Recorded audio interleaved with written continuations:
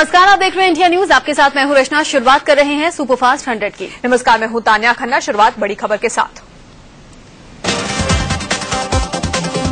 महाराष्ट्र में कांग्रेस और एनसीपी में सीटों के बंटवारे को लेकर गतिरोध जारी है। आज सुबह दोनों पार्टियों की हुई संयुक्त बैठक में कोई नतीजा नहीं निकल पाया, जिसके बाद अब रात 8:30 बजे फिर से बैठक होगी।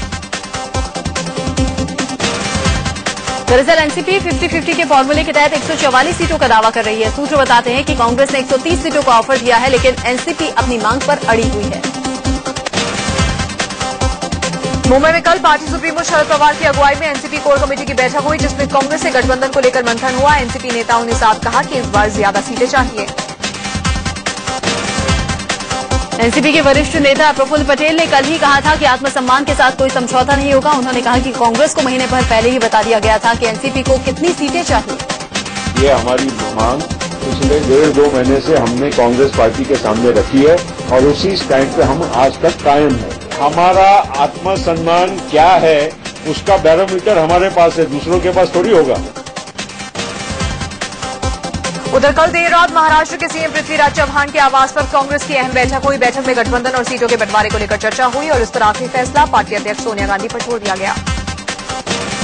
एनसीपी से गठबंधन नहीं हो पाने की सूरत में कांग्रेस ने अकेले चुनाव लड़ने की भी तैयारी कर ली है। महाराष्ट्र के सीएम पृथ्वीराज चव्हाण ने कहा कि समय कम है और इसीलिए हर सीट के लिए तैयारी की जा रही है। कोशिश कर रहे हैं कि कुछ हल निकले, लेकिन अगर कोई पूर्व ग्रह बना के चर्चा करता है तो फिर हल निकलने की संभावना कम होती है। हमने पूरी अपनी कंटिंजेंसी तैयारी कर ली है। अगर नहीं होता गठबंधन तो क्या करेंगे। बीजेपी शिवसेना का 25 साल पुराना गठबंधन भी टूट के कगार पर पहुंच गया है। बीजेपी 130 सीटों पर अड़ी हुई है, जिसके लिए शिवसेना तैयार नहीं है। दोनों ही पार्टियां न तो एक दूसरे का फॉर्मूला मानने को तैयार है, न ही बीच का रास्ता निकाल पा रही हैं। मुंबई में महाराष्ट्र बीजेपी कोर ग्रुप की अहम बैठक चल रही है, जिसमें शिवसेना के कुछ नेता भी पहुंचे हुए हैं। इस बैठक के जरिए शिवसेना बीजेपी में जारी गतिरोध को तोड़ने की फिर से कोशिश की जाएगी। महाराष्ट्र में सीट बंटवारे को लेकर बीजेपी अध्यक्ष अमित शाह और गृह मंत्री राजनाथ सिंह आज प्रधानमंत्री नरेंद्र मोदी से मुलाकात कर सकते हैं। बैठक में महाराष्ट्र में शिवसेना से गठबंधन पर चर्चा होगी। गठबंधन में जारी गतिरोध के बीच में बीजेपी ने कड़ा रुख इख्तियार करते हुए गेंद शिवसेना के पाले में डाल दी है। बीजेपी ने कहा है कि शिवसेना को वो अब न तो कोई नया प्रस्ताव देगी, न ही बातचीत के लिए अपनी तरफ से कोई पहल करेगी। प्रस्ताव लेने का कोई सवाल ही नहीं। प्रस्ताव तो बार बार दे चुके हैं और वही प्रस्ताव के बारे में विचार हो रहा है। अगर उसमें विचार होता है तो आगे कदम चलता है, नहीं होता है तो जैसी स्थिति वैसे रुकती है। महाराष्ट्र बीजेपी के वरिष्ठ नेता एकनाथ खड़से ने कहा कि उन 59 सीटों पर फेरबदल जरूरी है, जहां पर शिवसेना 25 सालों से हारती रही है। 59 जगह ऐसी है जो 60 जगह के करीब करीब ऐसी जगह है जो शिवसेना ने कभी जीती ही नहीं, और 19 जगह ऐसी है जो बीजेपी ने कभी जीती ही नहीं, जो हम लोग 25 साल में जीती ही नहीं। ये जगह के लिए फेरबदल अगर हो जाए। दरअसल शिवसेना ने बीजेपी के सामने फाइनल फॉर्मूला रखा है, जिसके मुताबिक बीजेपी को 119 सीटें ऑफर की गई हैं। साथ ही शिवसेना ने खुद 151 सीटें रखने की बात कही है। वहीं बाकी दलों के लिए 18 सीटों का ऑफर है। 26 सितंबर से प्रधानमंत्री नरेंद्र मोदी का 5 दिनों का अमेरिकी दौरा शुरू हो रहा है। संयुक्त राष्ट्र महासभा में भाषण देने, अमेरिकी भारतीयों को संबोधित करने और अमेरिकी राष्ट्रपति से मिलने के साथ साथ वो कई और कार्यक्रमों में भी हिस्सा लेंगे। पीएम मोदी की अमेरिका यात्रा के दौरान विदेश मंत्री सुषमा स्वराज भी उनके साथ होंगी। सुषमा 2 अक्टूबर तक अमेरिका में रहेंगी। यूएन अधिवेशन के दौरान सुषमा 100 देशों के विदेश मंत्रियों से मुलाकात भी करेंगी।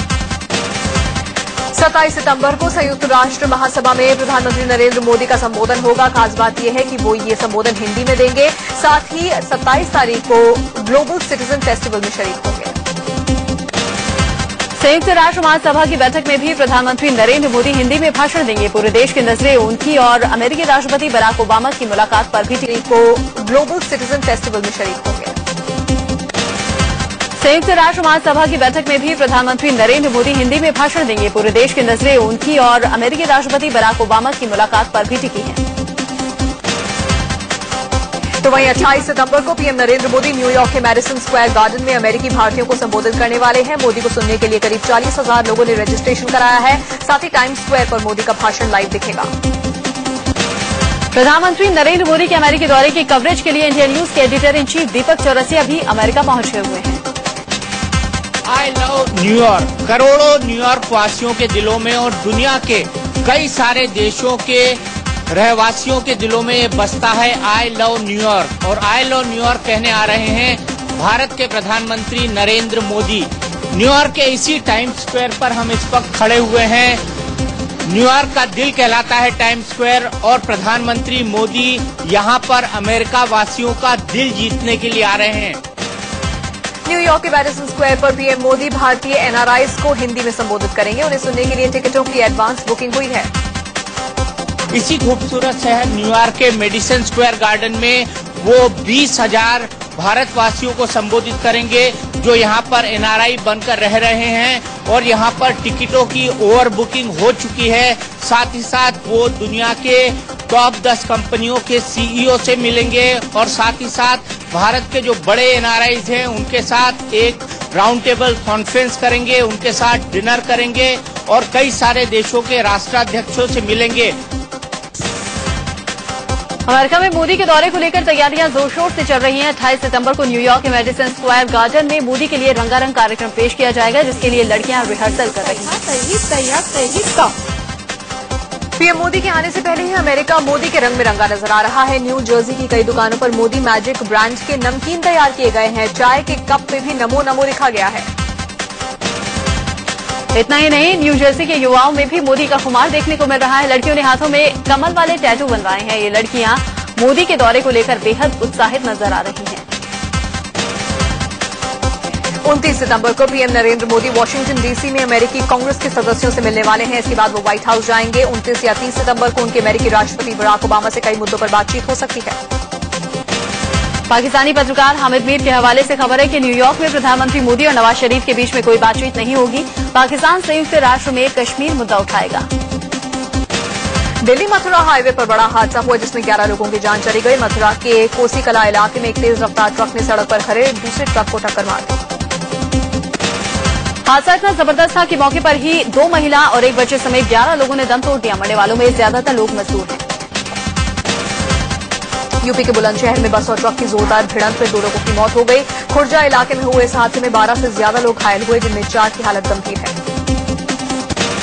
यूपी के बुलंदशहर में एक बस में जोरदार धमाके के साथ आग लग गई। 3 सिलेंडर फटने से लगी आग में 70 से ज्यादा यात्री झुलस गए। आग लगने के बाद लोगों ने आनंद फानंद में बस से उतरकर अपनी जान बचाई। स्थानीय लोगों ने पानी डालकर बस की आग बुझाई। हादसे में झुलसे 30 लोगों की हालत गंभीर बताई जा रही है, जिन्हें इलाज के लिए मेरठ और दिल्ली रेफर कर दिया गया है। जिस बस में धमाका हुआ वो अवैध तरीके से चलाई जा रही थी। लोगों के मुताबिक ये बस खुर्जा से जहांगीराबाद जा रही थी। डग्गामार बस होने के बावजूद पुलिस प्रशासन इस पर रोक नहीं लगा रहे थे। दिल्ली के मॉडल टाउन के पास देर रात डीटीसी बस ने स्कूटर सवार को टक्कर मार दी। बस की जोरदार टक्कर से स्कूटर सवार की मौके पर मौत हो गई। परिजनों के मुताबिक मरने वाला शख्स अपनी बहन की अस्थियां विसर्जित करके लौट रहा था। उसी वक्त ये हादसा हुआ। उधर पुलिस ने बस ड्राइवर से पूछताछ कर जांच शुरू कर दी है। दिल्ली के बाड़ा हिंदूराव इलाके में राजस्थान रोडवेज की बस ने बाइक सवार 3 लोगों को टक्कर मारी। देर रात हुए इस हादसे में बाइक पर सवार 3 लोग घायल हो गए। हादसे के फौरन बाद बस का ड्राइवर और कंडक्टर फरार हो गए।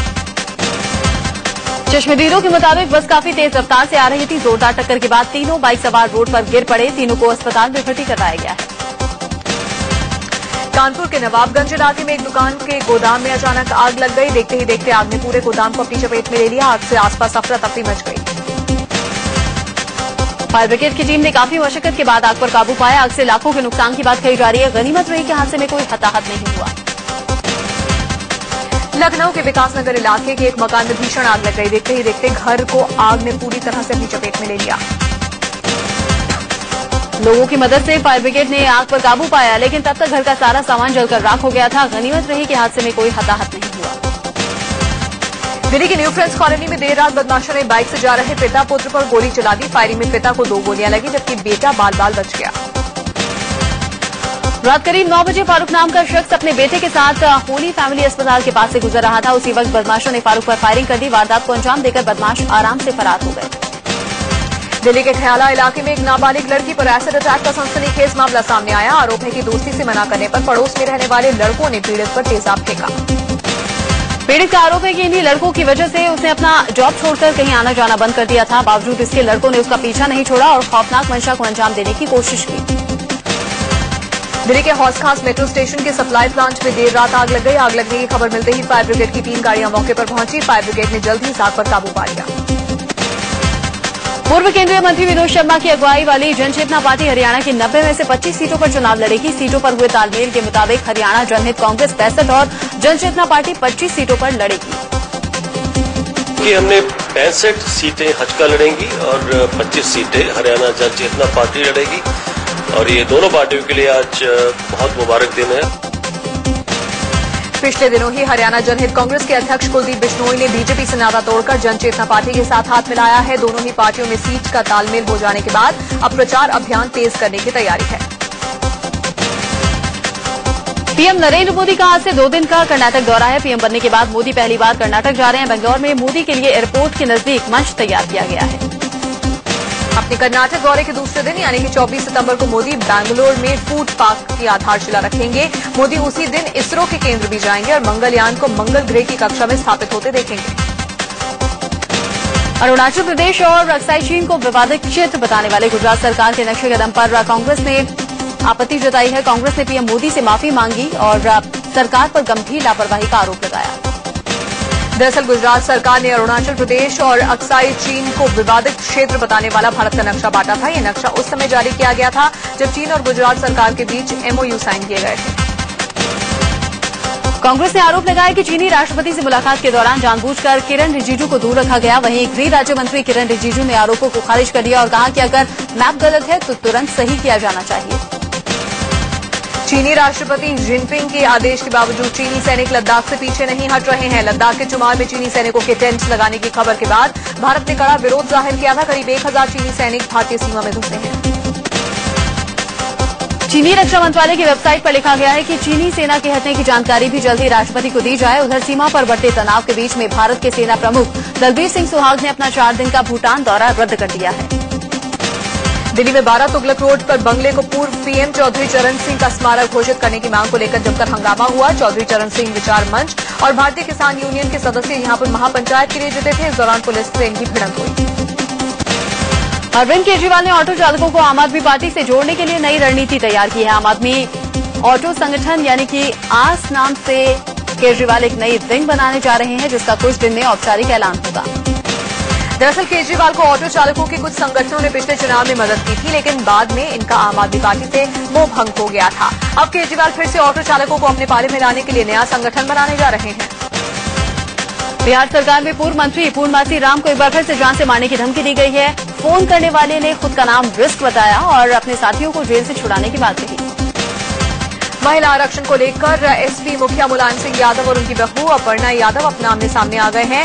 लखनऊ में अपर्णा यादव ने महिला आरक्षण की वकालत की और कहा कि अगर नेताजी महिला आरक्षण की खिलाफत करते हैं तो ये उनकी सोच है। नाबालिग से यौन उत्पीड़न के आरोपी आसाराम को सुप्रीम कोर्ट से झटका लगा है। आसाराम ने मेडिकल ग्राउंड पर जमानत मांगी थी, लेकिन सुप्रीम कोर्ट ने खारिज कर दिया। आसाराम पिछले 1 साल से जोधपुर जेल में बंद है। बीजेपी अध्यक्ष अमित शाह को लेकर आज बॉम्बे हाई कोर्ट में सुनवाई होगी। सोहराबुद्दीन फर्जी एनकाउंटर मामले में सुनवाई होनी है।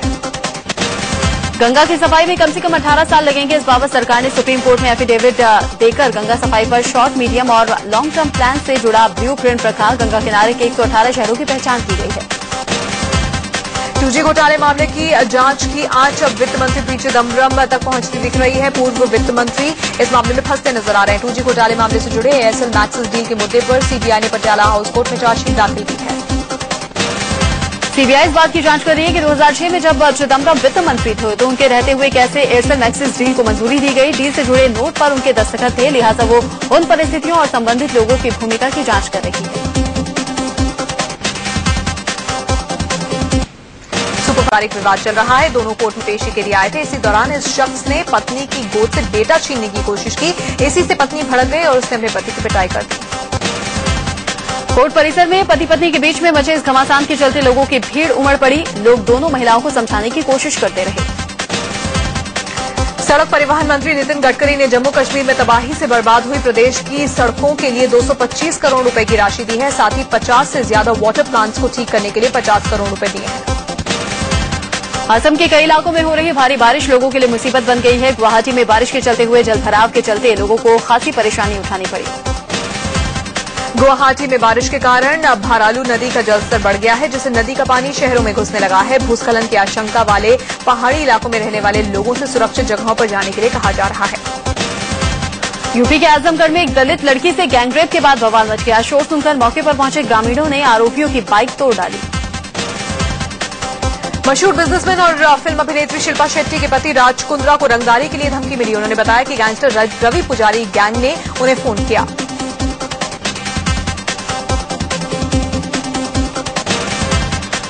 दिल्ली के जामिया नगर इलाके में एमसीडी ने अवैध रूप से बनाई जा रही 4 मंजिला इमारत में तोड़फोड़ की। इसके बाद पूरी बिल्डिंग को सील कर दिया।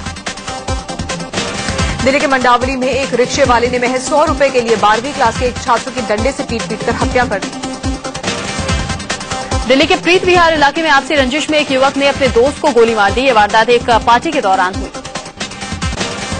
मुंबई से सटे ठाणे के कल्याण इलाके में दिन दहाड़े घर में घुसकर बदमाशों ने एक महिला की सिलेंडर मार मार के हत्या कर दी। मुंबई के ओशिवारा इलाके में बिल्डिंग की 16वीं मंजिल से कूदकर एक महिला ने खुदकुशी कर ली। महिला फिल्मों में कास्टिंग के लिए काम करती थी। अमृतसर पुलिस ने महल बाईपास चौक के 7 किलो हेरोइन के साथ 6 तस्करों को गिरफ्तार किया है। बरामद हुई हेरोइन की कीमत अंतर्राष्ट्रीय बाजार में करीब 35 करोड़ है। बिहार के दरभंगा मेडिकल कॉलेज हॉस्पिटल में मरीजों को दिए जाने वाले खाने में छिपकली मिलने से हड़कंप मच गया। मरीजों को परोसी जा रही दाल में मरी हुई छिपकली मिली। बिहार के नालंदा पुलिस ने 5 साल में पैसे दोगुना करने का फर्जीवाड़ा करने वाले एक शख्स को गिरफ्तार किया। बिहार के बेगूसराय में जेल से बारात निकाली गई और मंदिर में शादी का दूल्हा रेप का आरोपी है। रेप पीड़ित लड़की से उसने शादी का फैसला किया और जेल से बारात निकाली गई। दिल्ली के लाल किला पर होने वाली रामलीला में कलाकार इस बार शुद्ध सोने के जेवर पहनेंगे। अगर आप दिल्ली में मकान बनाने का सपना देख रहे हैं तो इसके लिए अब आपको पहले से ज्यादा पैसे खर्च करने होंगे। दिल्ली में आज से सर्किल रेट 20% तक बढ़ गए हैं। Real estate company Lotus Greens ने दिल्ली एनसीआर में 4,400 करोड़ के प्रोजेक्ट लॉन्च किए हैं। लोटस ग्रीन्स के प्रोजेक्ट लोटस अरीना के फ्लैट्स की बुकिंग पहले से ही हो चुकी है।